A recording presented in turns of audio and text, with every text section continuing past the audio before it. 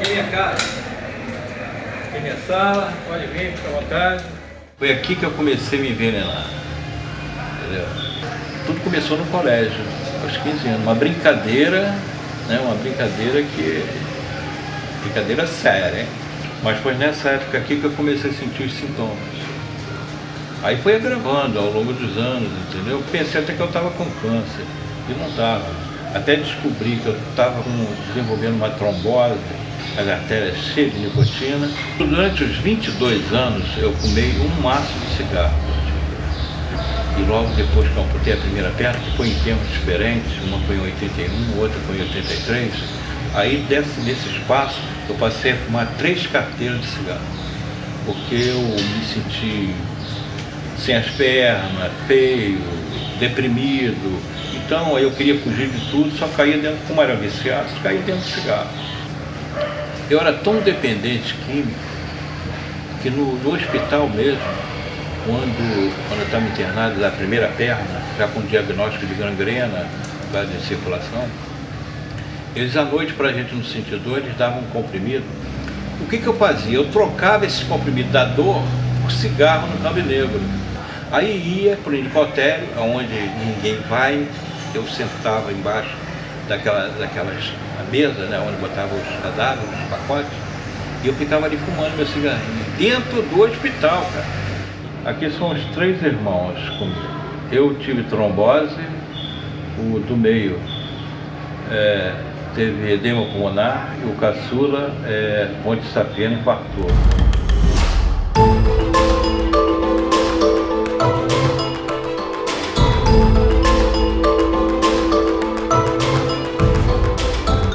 Essa imagem aqui, ó, foi a imagem iniciante, foi a que fizeram para ir para o maço de cigarro.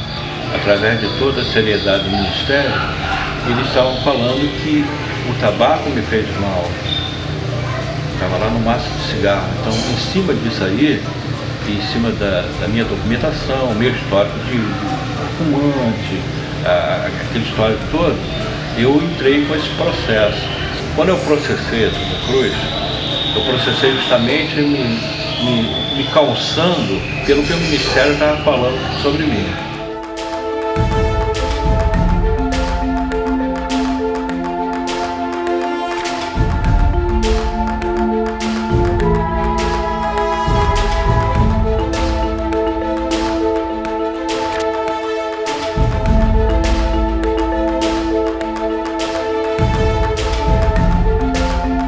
A justiça, infelizmente, não é feita para todos.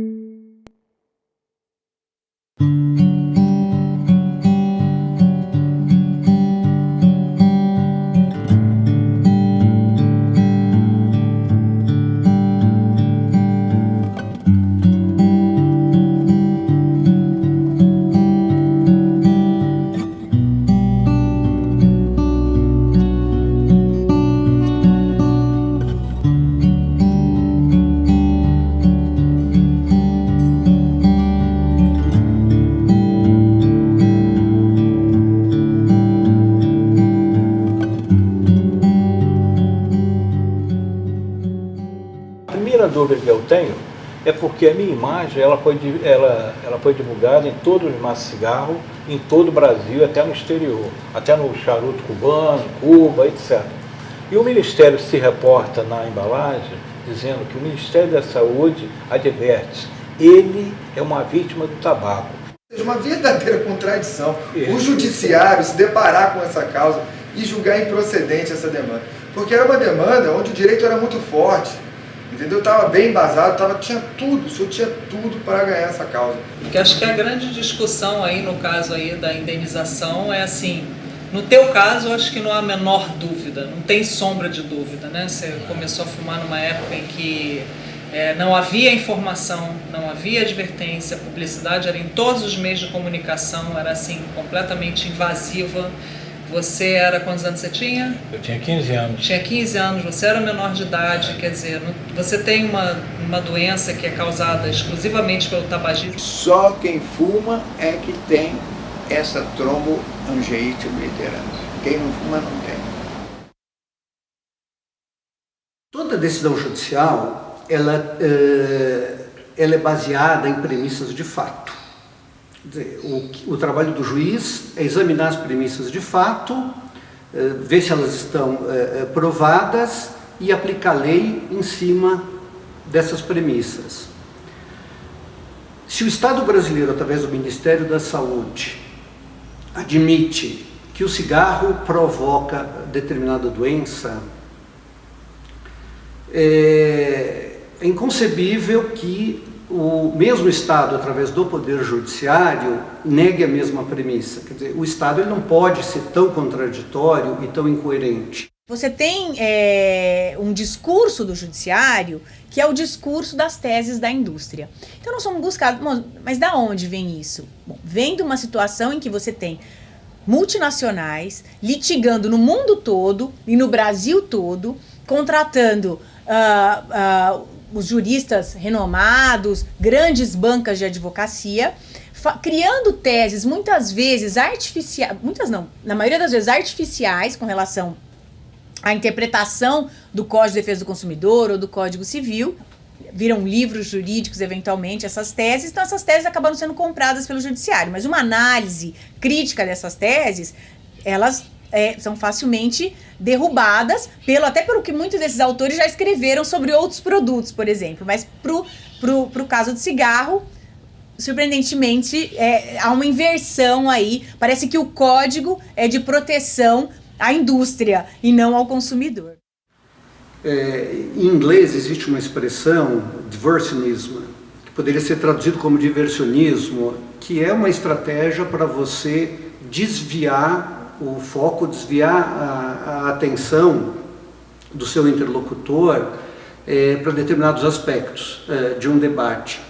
Isso acontece muito na discussão sobre a responsabilidade das empresas de cigarro. Então a gente verifica em muitas ações discussões sobre aspectos que são absolutamente irrelevantes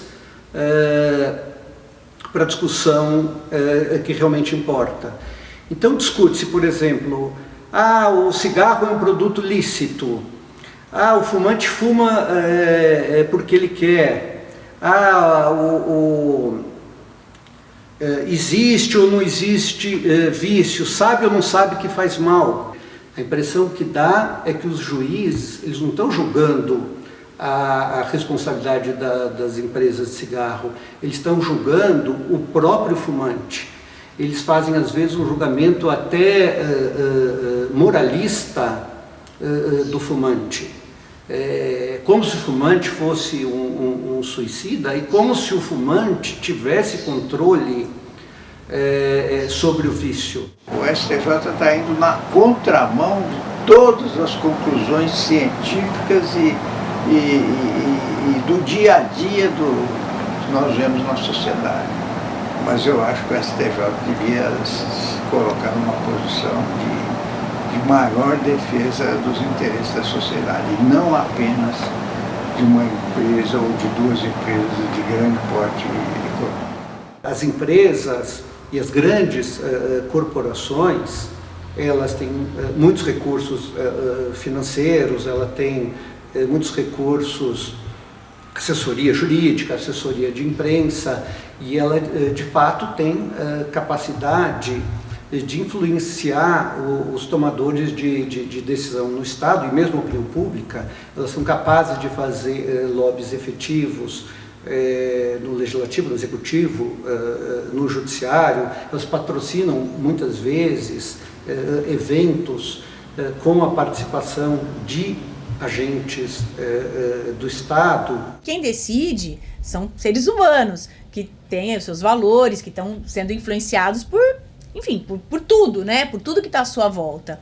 Então, de uma forma ou de outra, quer dizer, não é à toa que se investe tanto em eventos jurídicos. Se a empresa não tivesse tendo benefícios a partir disso, ela não estaria investindo tanto e colocando o seu nome tão presentemente nesses eventos. Mas eu sei que ela investe muito dinheiro em criar uma blindagem no Poder Judiciário para que nenhuma indenização chegue, né, consiga transitar em julgado com a vítima sendo indenizada. Por quê? Onde passa um boi, passa uma boiada.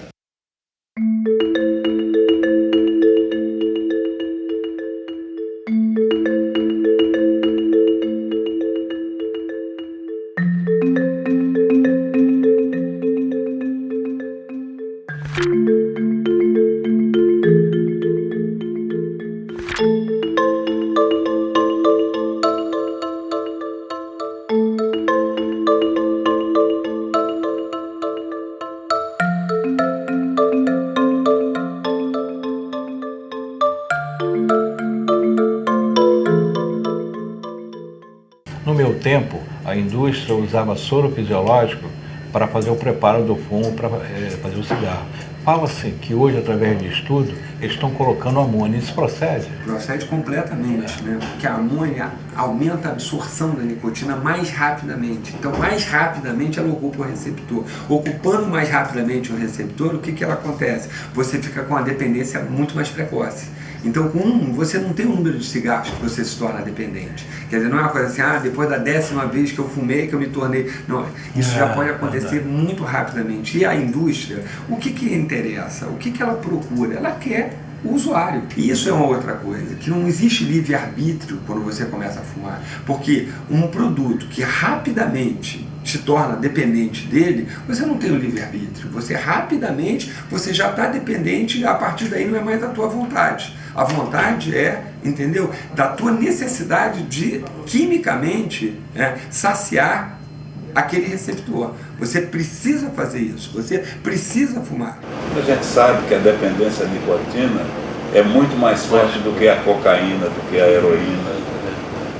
Quanto tipo de doença o tabaco causa? Olha, eu acho que se você perguntar de qualquer médico, a cada dia a gente se surpreende mais. Descobre mais. Entendeu? Eu, particularmente, sou oncologista. Então, a gente, sempre que a gente se relaciona, fala assim, o tabaco dá câncer. A gente pensa em câncer de pulmão. Mas, à medida que a gente vai estudando, é impressionante. Você tem câncer de boca, que é relacionado com cigarro. Câncer de laringe, que é relacionado com cigarro. Câncer de esôfago é relacionado com cigarro. Câncer de bexiga é relacionado com cigarro. Câncer de pâncreas é relacionado com cigarro. Você tem câncer de colo uterino relacionado com cigarro. Além do câncer de pulmão, olha, e é impressionante. Você vai estudando e você vai percebendo que sempre o cigarro está associado a algum tipo de câncer. Aí a gente sai do câncer, a gente vai para as doenças pulmonares.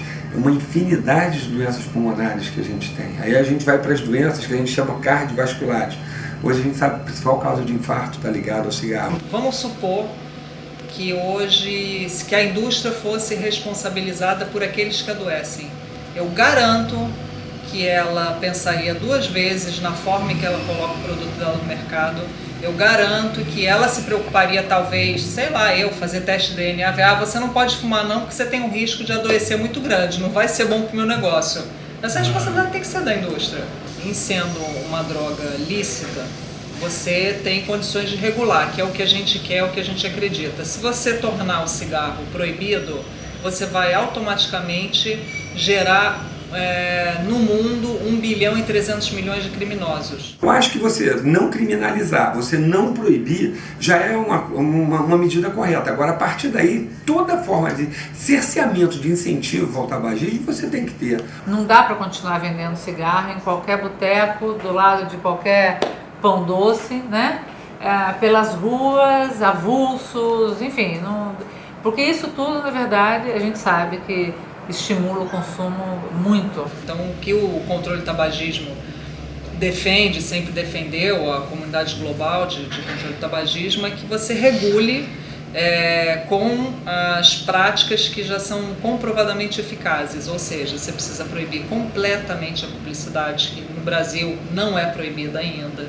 Você precisa ter as imagens de advertência, você precisa ter preços altos, você precisa ter ambientes livres de fumo, você precisa regular o produto em si, tirar os aditivos que tornam eles mais atrativos. Você precisa chegar num ponto das embalagens não serem nada atrativos, que é o caso da Austrália. A indústria de cigarro, ela fala muito em fuma quem quer. E os jovens? Por exemplo, os menores de idade, as crianças, como é que fica nessa história? Olha, a indústria de cigarro fala qualquer coisa desde que ela venda o produto dela.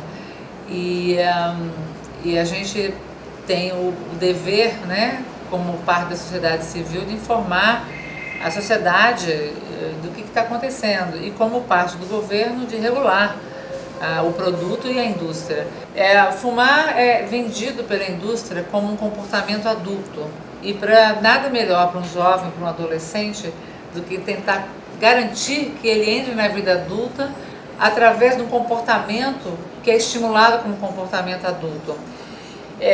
A indústria usa de todas as estratégias de marketing para conseguir estimular a iniciação, né, e a adesão ao seu produto.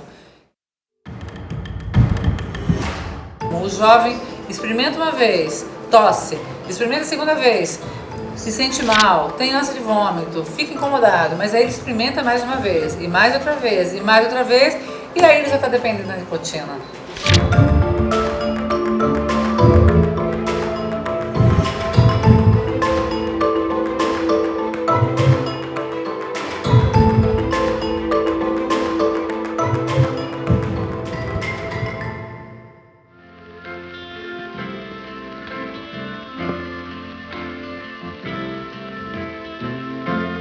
Tudo estava igual como era antes. Quase nada se modificou. Acho que só eu mesmo mudei e voltei.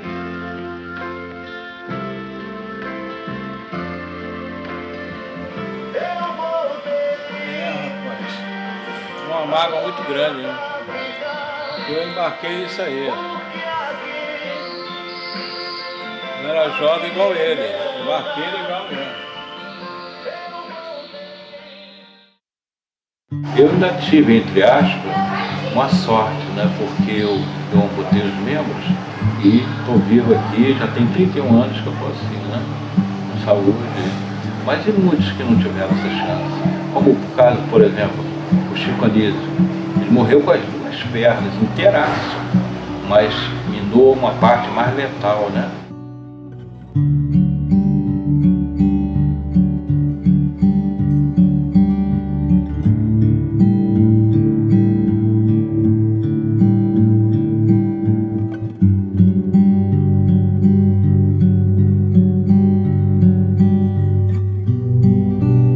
A minha história com o cigarro é familiar, né? Graças a Deus eu nunca fumei. Eu falo a minha experiência do problema do enfisema, que é o que eu vivi, o que nós vivemos na família, o que eu vivi em casa.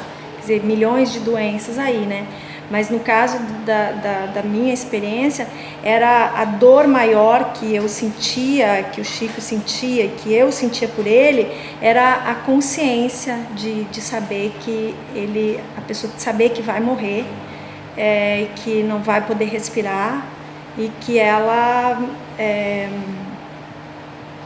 não tem o que fazer. é você não conseguir mais tomar banho sozinho, não conseguir mais pegar o garfo e levar a comida até a própria boca. Uma pessoa que tem uma memória e que tem uma capacidade criativa, como o Chico tinha, um gênio, e não conseguir levar a colher até a própria boca, sabe? Então eu queria tocar as pessoas nesse sentido de que a pessoa vai morrer, claro, todos nós vamos morrer. Mas a diferença entre você poder morrer bem, você poder ter uma morte rápida, que eu acho que é a morte santa que a minha avó falava, e de ter essa morte dolorida, lenta, sofrida e consciente de que você poderia, que tudo poderia ter sido diferente e que você foi vítima de interesses. E é muito ruim. Olha, eu acho que eu me fumei a vida inteira, desde que eu me entendi por gente, eu sou da década de 50, né? Então, uma forma de protesto, quando nós mulheres resolvemos que deveríamos ser livres, e uma das formas de mostrar a nossa liberdade era fumar. Então, eu comecei a fumar muito cedo, eu tinha 14 para 15 anos, e fumei durante 35, 40 anos. A gente não tinha consciência do dano que fazia do mal que fazia. Isso acompanhado de uma propaganda muito violenta, levava a gente a fumar. Eu trabalhei numa multinacional americana que fabricava as máquinas de fazer cigarros. E eu era gerente de marketing para a América Latina. Hoje eu me sinto muito mal por ter trabalhado 20 anos, colaborado realmente com a indústria tabacaleira. Ou eu estar envolvido nisso, sabendo exatamente o quanto eles gastavam na promoção, as drogas que usavam para fazer o cigarro. Eu, na época, gostaria de ter me tocado e dito, não, isso não é para mim. Estamos aí todos que são aqui.